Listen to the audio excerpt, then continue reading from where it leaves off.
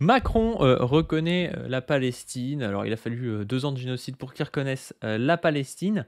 Et donc, Anne Hidalgo fête ça en mettant la Tour Eiffel aux couleurs de la Palestine. Alors, vous allez voir, il y a un petit peu un plot twist parce qu'il n'y a pas que les couleurs de la Palestine. Et on va pouvoir en parler du coup de cette reconnaissance et puis de ce que fait Hidalgo à Paris avec Chris. Chris, comment ça va? Bah ça va, ça va. J'arrive pas à me réjouir de ce truc parce que c'est en trompe-l'œil. On va le voir avec l'extrait d'Hidalgo que, enfin, c'est vraiment du foutage de gueule. En fait, il a fallu, ça fait des décennies que les militants pro-palestiniens comme nous se battent pour justement cette reconnaissance. Et on voit en fait que la douille, c'est maintenant qu'il n'y a plus d'État palestinien, on reconnaît l'État palestinien. C'est comme si demain on se réveillait, on disait, je reconnais l'État des Amérindiens précoloniaux aux États-Unis, tu vois. Ça ne coûte rien, il y en a plus du tout, ils n'ont plus aucune force. On a fait en sorte, parce que je dis on, avec l'État français impérialiste, on a fait en sorte qu'il soit détruit de A à Z pendant 2 ans, qu'il soit génocidé. On a fait en sorte depuis 20 ans, depuis les élections en 2005, 2006, comment dire, que aucune autorité ne soit reconnue chez eux. On les a traités de terroristes pendant 20 ans pour ne pas avoir à négocier avec eux et pour pouvoir supporter que Israël tue des dirigeants quand elle veut. Hein, il suffit de savoir le nombre de dirigeants qui, depuis 2005, ont été exécutés à coups de missiles par Israël. Sheikh Yassine, Al-Rantisi, Khaled Meshal a subi énormément d'attentats. Bon, là, depuis le 7 octobre, c'est une catastrophe absolue. Et maintenant qu'il n'y a plus d'État concret, matériel, eh ben, on le reconnaît moralement. Et ben là, je trouve ça honteux. D'ailleurs, tu pourras peut-être mettre une image, mais il y a aussi nos noisettes là, qui étaient les premiers à soutenir là, comment dire, le narratif israélien post-7 octobre, de le droit inconditionnel à se défendre, d'applaudir à l'Assemblée, qu'on défilait ensemble hier. Bah franchement, ils ont honte de rien parce qu'en fait, ils défilent derrière Macron et derrière les compromissions macroniennes après 2 ans de génocide. J'ai aucun respect pour ces gens-là. Voilà, c'est vraiment des résistants. C'est même pas des résistants de 45, c'est des résistants de 46, voire de 53, quoi. Voilà. Pardon, je suis un peu énervé, Non, non, non, non, mais je pense que tu as raison. Après, tu me diras quand même, Macron, là, il se retrouve à gauche de gens comme Arthur. Hein. Arthur, on en avait déjà parlé sur la chaîne, mais il y a des gens comme ça qui considèrent que cette reconnaissance de l'État palestinien, elle va trop loin parce qu'il faudrait libérer les otages d'abord. Tu vois. Il ouais. faudrait libérer les otages. Limite, il faudrait déjà peut-être avoir.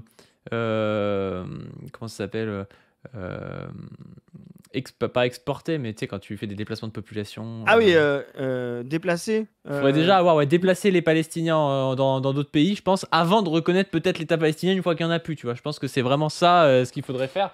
Donc là-dedans, on a BHL, on a Raphaël Antoven, on a Arthur qui trouvent que c'est honteux tant que il n'y a pas de libération de tous les otages de reconnaître la Palestine et du coup que c'est une victoire pour le Hamas. Bah, je veux dire, le Hamas qui est complètement détruit, Gaza qui est complètement détruit. Je rappelle que le Hamas n'avait le pouvoir que sur Gaza. Hein. En Cisjordanie, c'est l'OLP, c'est Abbas, etc. Donc, mais vraiment, c'est une honte. Et venir reconnaître l'État comme ça, je te dis, une fois qu'il est complètement mort, c'est-à-dire que c'est purement euh, euh, symbolique. Voilà. Euh, et en plus, ne pas demander de condamnation de Netanyahou, parce que c'est ça qu'il faudrait faire. Voilà le rapport matériel concret. C'est OK, on reconnaît l'État palestinien et on envoie des sanctions tout de suite à Netanyahou. Mais là, je te dis, on reconnaît l'État amérindien, mais on dit aux États-Unis qu'ils n'ont pas de compensation, pas de sanctions, ils doivent continuer de faire ça. Enfin, je veux dire, enfin, ça n'a aucun sens. C'est purement moral, purement symbolique. Moi, je veux dire, allez, on prend, hein, parce que le symbolique, c'est toujours mieux que le vide. Mais les gens qui ont l'impression qu'un grand pas est fait, c'est vraiment, enfin, là, c'est vraiment bidon. Mais ce qui est drôle, hein, c'est que là, le narratif israélien, on voit la radicalisation de ces gens-là. On a vu Charlotte Gainsbourg, enfin là, tu viens de le montrer, etc. Ils sont dans un fanatisme absolu. C'est-à-dire que On pourrait raser Gaza, tuer tout le monde, il ne resterait plus une femme, un enfant, un édifice debout. Ces gens-là seraient encore en train de dire rendez les otages palestiniens. Je rappelle que Israël détient 5, 6 fois plus d'otages, et je parle bien d'otages, d'enfants, etc., dans ces geôles. Il suffit de voir comment Marwan Barghouti, qui est un membre important de la résistance palestinienne, est traité.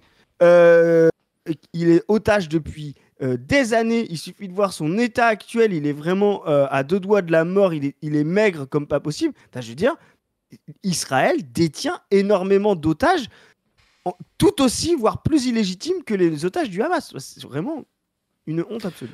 Bon, du coup, on en est là. Paris est une ville de gauche, c'est une ville détenue par le Parti Socialiste qui est un parti de gauche, comme chacun sait. Qu'a fait du coup Anne Hidalgo pour la reconnaissance de l'État palestinien à Paris en tant que personnalité de gauche importante. On se rappelle qu'elle a fait, je crois, 1,86% aux élections présidentielles. 1,7. Voilà. Ouais, ce qui est le pire score de l'histoire du Parti Socialiste sous la 5e. C'est peut-être même le pire score de l'histoire du Parti Socialiste depuis le congrès de Tours, hein, c'est possible aussi depuis... Je crois qu'il faut remonter aux élections de 1848 et le score de Lamartine pour retrouver... Non mais je pense qu'il y a un bail comme ça. Hein. Il y a un bail comme ça. Et du coup, qu'est-ce qu'elle a fait? Elle s'est dit que ce serait bien de mettre Paris aux couleurs de la Palestine. Et donc elle a fait ça.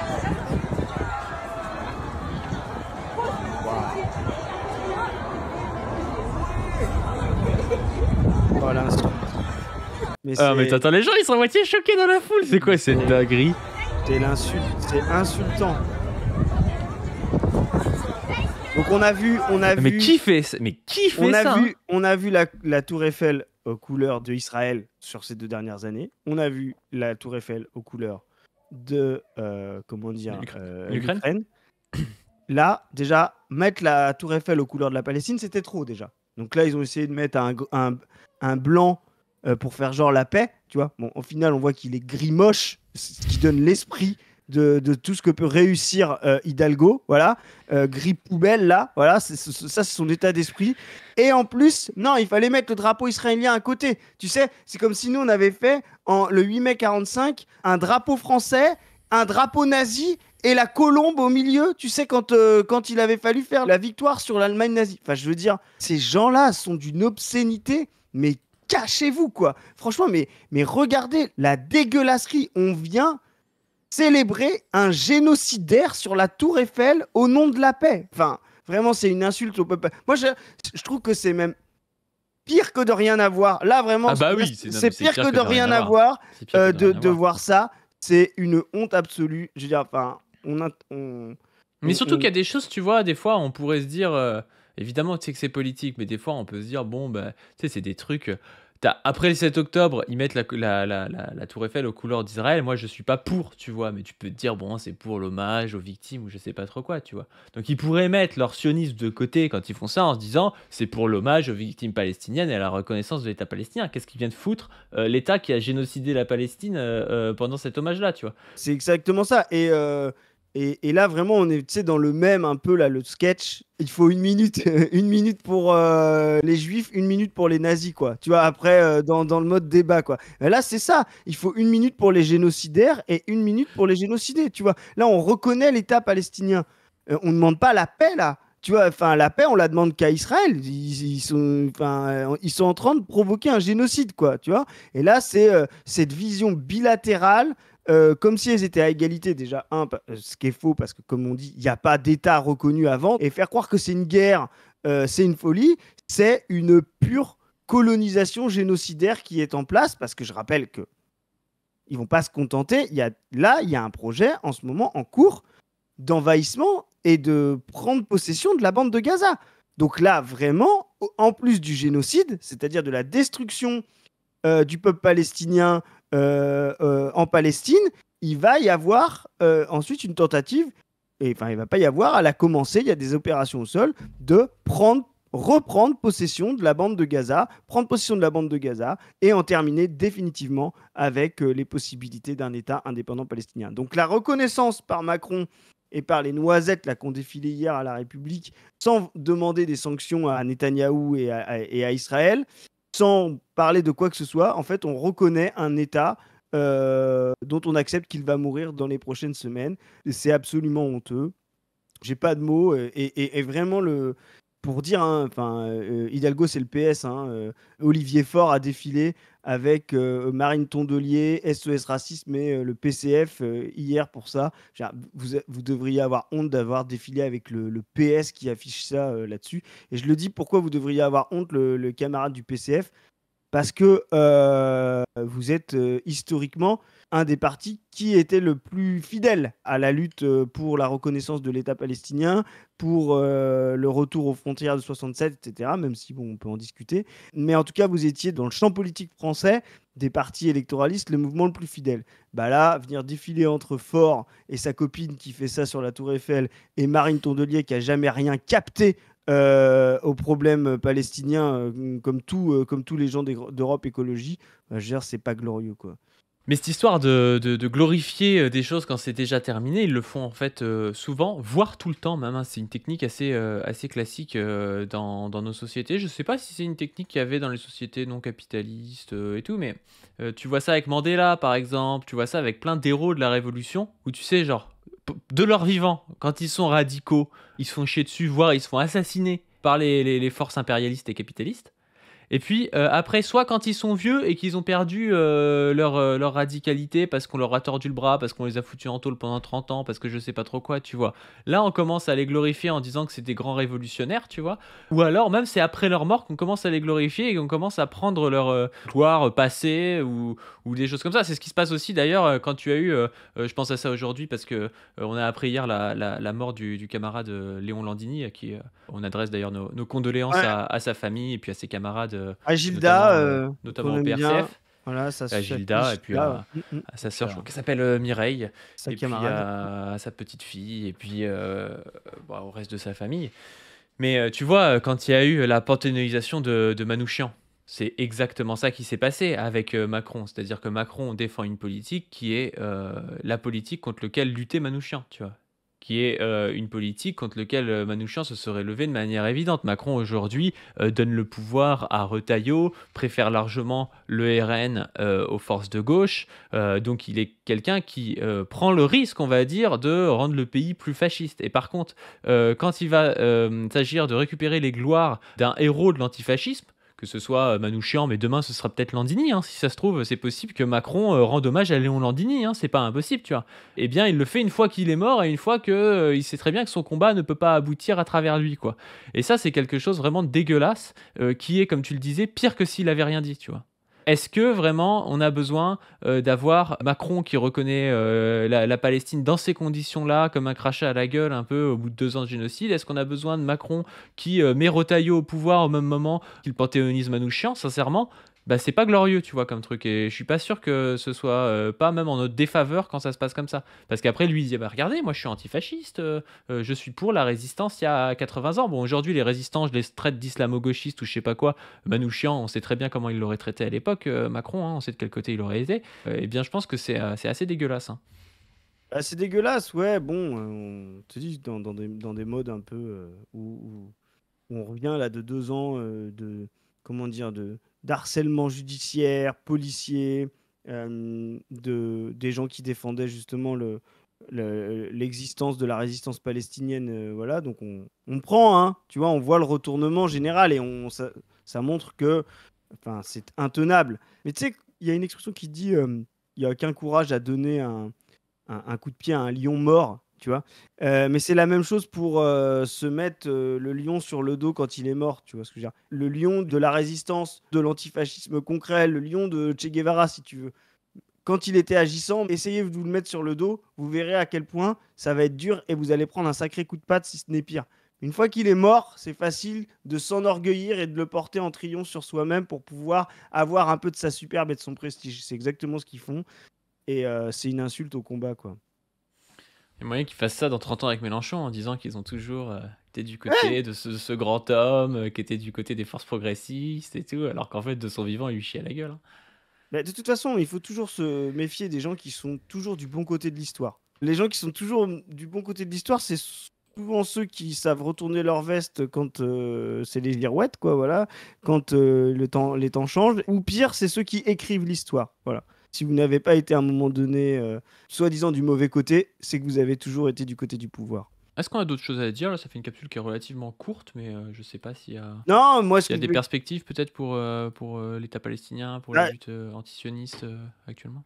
bah, je vais finir en disant, bon, bah, on va voir comment ça se passe. Il y a d'autres pays qui reconnaissent l'État palestinien, trop tard, hein, comme on dit. Enfin, il n'est jamais trop tard en histoire, mais bon, c'est quand même un peu tard. Battez-vous aujourd'hui pour des sanctions contre Netanyahou. Il doit y avoir un tribunal international pour le génocide en Palestine, comme il y a eu un tribunal international pour le génocide au Rwanda, en Yougoslavie. Donc cette personne doit être traitée comme Slobodan Milosevic, Radovan Karadzic, Ratko Mladic, etc. Battons-nous pour sanctionner cette personne génocidaire. Battons-nous pour qu'il y ait un vrai État. Et moi, je le dis clairement, c'est à mon avis la perspective la plus progressiste et d'avenir.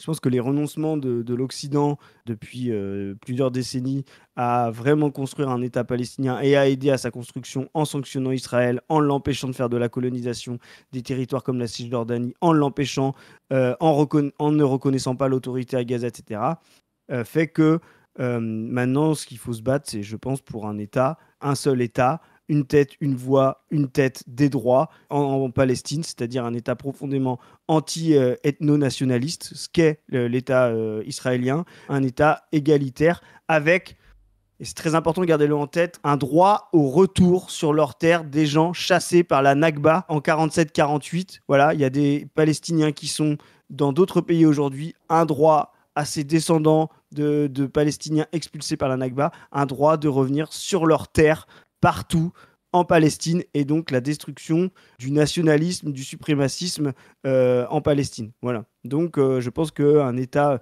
même pas un État binational, un État égalitaire est la voie, et on le voit pour être clair, et ça c'est vraiment l'espoir pour moi. La cause palestinienne est revenue alors qu'il y a 10 ans elle était quasiment disparue, elle est revenue un petit peu via BDS, mais c'était très très peu, on était très très sanctionnés. Elle est revenue là grâce, depuis quelques années, au combat antiraciste. En 2021, ils ont fait le lien avec Black Lives Matter, etc. Et il faut vraiment penser justement le droit aux Palestiniens de revenir dans la totalité de la Palestine, sur leur terre, avec des droits égalitaires aux personnes israéliennes, comme justement un combat du progressisme, de l'antiracisme et de la destruction de tous les États ethno-nationalistes et suprémacistes dans le monde. Voilà. Ouais, bah. Du coup, on va peut-être s'arrêter là pour cette fois-ci. Ok. Sur ce, n'hésitez pas à aller voir le reportage qu'on a fait sur la chaîne On ne veut plus, reportage collectif, hein, comme je vous ai déjà dit. Si vous avez des capacités, des envies de nous aider à faire des vidéos sur cette chaîne, bah, vous le dites, vous envoyez un mail en fait sur le site onneveutplus.fr, vous remplissez l'appel et puis vous dites que bah, vous pouvez faire du cadrage, faire du montage, faire je sais pas trop quoi. Et ça nous permet de faire ces reportages collectifs où bah, quand il y a une journée de lutte, un piquet de grève ou quelque part vers chez vous et tout, et ben vous pouvez venir filmer. Et puis après, quand c'est des journées de lutte nationale, par exemple, comme le 21, comme le 18, eh bien on fait des reportages et des vidéos où on montre un peu partout en France ce qui s'est passé, et ça fait quelque chose d'assez sympa et d'assez unique dans le champ de gauche pour l'instant.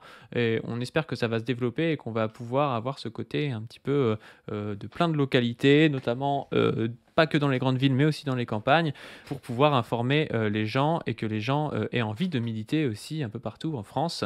Donc n'hésitez pas à vous abonner à cette nouvelle chaîne On ne veut plus, à nous aider sur le Tipeee. On a fait une caisse de lutte On ne veut plus, qui s'est bien remplie et qui nous a permis de faire 2 fois des distributions d'affiches. On a fait une pour le 10 septembre et puis une autre pour le 21. On avait imprimé 44 000 affiches pour pouvoir distribuer un peu partout en France pour cette journée du 21 où il y a eu plein d'événements festifs qui étaient super cool, et notamment nous c'est ce qu'on souhaitait dans les localités de petites villes, on va dire, de villages. J'ai vu des combats de géantes participatives, chacun amène ses fruits et ses bocaux, des trucs comme ça. Enfin voilà, c'était un peu le but, quoi, qu'il y ait des gens qui soient pas forcément déter pour des blocages directement ou des grèves ou des choses comme ça, mais qui soient déter pour venir parler avec les militants septembristes, et qu'il puisse y avoir un moment convivial comme ça, parce qu'on en manque aujourd'hui.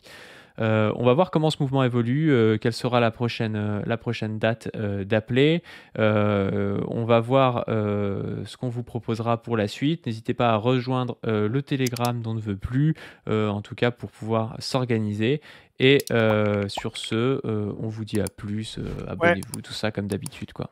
Moi, je vous le dis juste fini, de jacquerie en jacquerie, de révolte en révolte, d'insurrection en insurrection. C'est comme ça qu'on fait la révolution. Soyez contents de chaque étape, même si elle ne vous paraît pas assez conséquente. On est en train de solidifier le mouvement. Voilà. Je croyais que tu allais dire le truc de Mao, de défaite en défaite jusqu'à la victoire. Ouais, je te l'ai laissé. La phrase c'est la vrai, plus dialectique de tous les temps. Voilà. Tu me l'avais laissé. Allez, sur ce, on vous dit à plus. Salut.